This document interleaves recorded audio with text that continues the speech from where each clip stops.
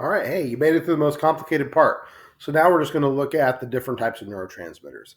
So here's one question. This is like an AP thing that they're getting at. How can it that one neurotransmitter can produce all these different effects in different types of cells, right? So you have the same ligand, but it causes different responses. It can make some cells hyperpolarize while other cells depolarize. Well, it depends on the type of receptor, right? So here you can have a neurotransmitter dock on the receptor, and it can open gates and allow certain ions to flow in, right? So the neurotransmitter is released, docks on the receptor, can open the gates, and here these positively charged or negatively charged ions can flow in.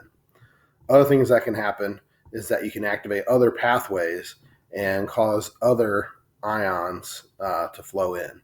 So it really just depends on the neurotransmitter and the type of it really just depends on the type of receptors and then the signaling pathways that could be elicited from that. So let's look at some of these different types of fun old neurotransmitters. First one we'll look at is acetylcholine. Acetylcholine is an excitatory neurotransmitter. That means it makes the postsynaptic cell depolarize, moves it closer to threshold. All right, so here's what happens. This is what's called the neuromuscular junction. So you have wires basically running from the motor strip in your parietal lobes or in the side of your brain down to your skeletal muscles around the body. When you send those electrical signals to your muscles, at the end of the road, the neurons will release the neurotransmitter acetylcholine. Acetylcholine will dock on receptors on your muscle cells, and what that'll do is make those cells depolarize, and then that generates an action potential or an electrical signal that travels through the muscle cells.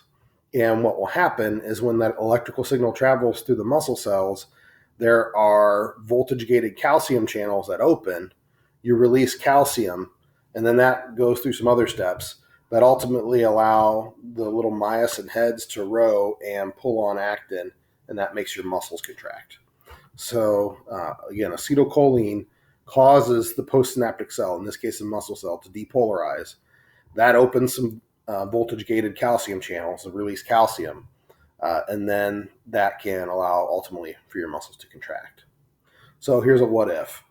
We've got this organophosphate pesticide. So this is a pesticide that's used in agriculture. It's an acetylcholinesterase inhibitor. That's a big word, right? Acetylcholinesterase. Well, ACE tells us it's an enzyme. And what does this enzyme act on? Well, acetylcholine. So what this enzyme does is it cuts up acetylcholine. And so you can imagine this enzyme, acetylcholinesterase, allows muscles to have the signal stop so they can relax. So acetylcholinesterase is an important enzyme because it allows your muscles to relax. Well, this pesticide is an acetylcholinesterase inhibitor. If you inhibit the enzyme that normally breaks down acetylcholine, that means acetylcholine stays in the synaptic cleft longer, and it makes the muscles spasm. So if the muscles are spasming, the person can have sort of rigidity in muscles, and then that can even affect the contraction of the muscles involved in breathing. You have the diaphragm involved in breathing, so that can influence that. And that can have some relevance. I can't remember how long ago it was, 3, 4, 5 years ago.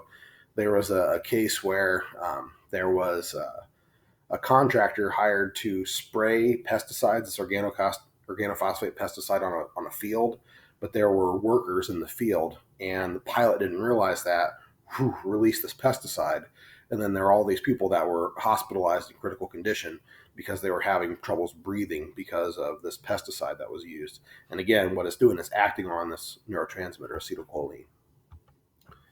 Biogenic amines. These amines, they're produced by removing a carboxyl group from an amino acid. So remember, amino acids have an amino group and a carboxyl group. Well, if you remove that carboxyl group, you get these amines. So they're sort of protein-based hormones like epinephrine, dopamine, serotonin. Dopamine is a neurotransmitter related to like feeling happiness, feeling good. Serotonin, again, it's another neurotransmitter related to sense of well-being and feeling good. And some people naturally don't produce much serotonin. And so what that can do is lead to things like the experience of depression. So what Eli Lilly did with their Prozac medication is create an SSRI. It's a selective serotonin reuptake inhibitor. Remember, one of the ways to remove neurotransmitters from the synaptic cleft is to absorb them back into the presynaptic cell. Well, Prozac and similar medications are called SSRIs. They block the reuptake of the neurotransmitter serotonin. So, what little serotonin a person with this particular type of depression may produce, it spends more time in the cleft, and it's more likely to make that postsynaptic cell fire. That's again how one particular medication works for some experiences of depression. One thing that's sort of wild about serotonin, about 90% of the serotonin in a person's body is made in the intestines. And there is a bacterium, it's like Bacter sanguinis, something like that. There's this one bacterium that plays a large role in stimulating the cells in the gut to produce that serotonin. So what some people think is that certain forms of depression may be influenced by the gut bacteria that people have, which is crazy to think about, right? We live in symbiosis with these bacteria that live in our intestines, but these bacteria, they help train our immune system.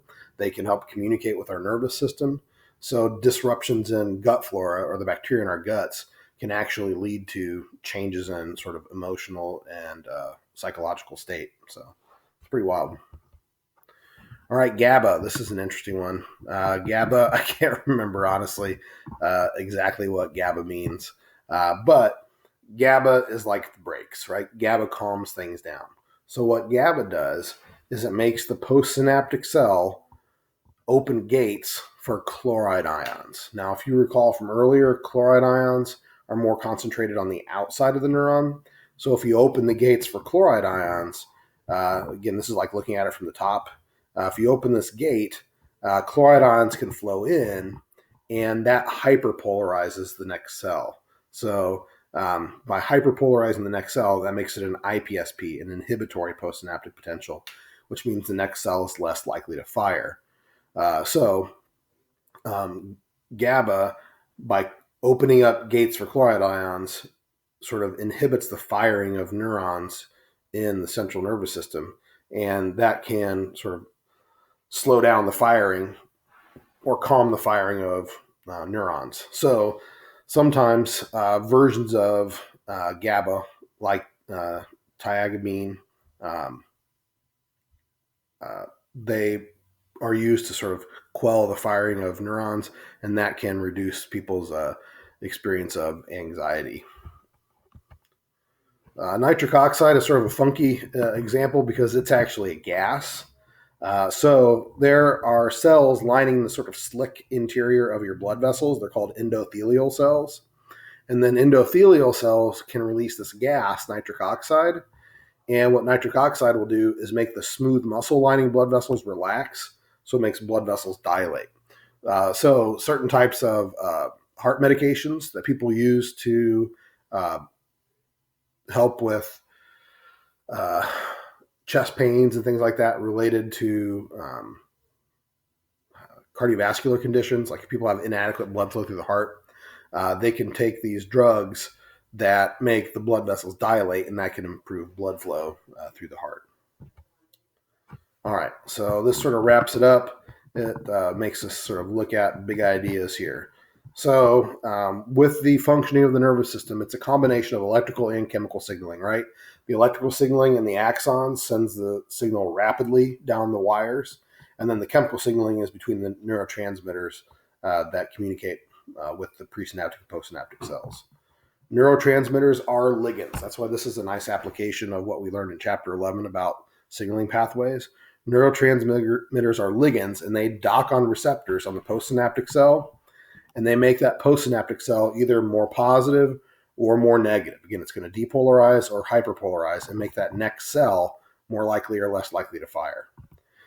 If you happen to get to negative 55 millivolts, if you depolarize enough to reach threshold, then voltage-gated ion channels open, and boom, you get an action potential. You get that electrical signal, and the signal travels down the wire. Again, neurotransmitters and receptors are going to influence what happens in those postsynaptic cells and what ends up occurring. All right. Hey, if you wouldn't mind, take a moment, summarize the big ideas. We ran through this chapter really fast, so if you happen to have questions, let me know.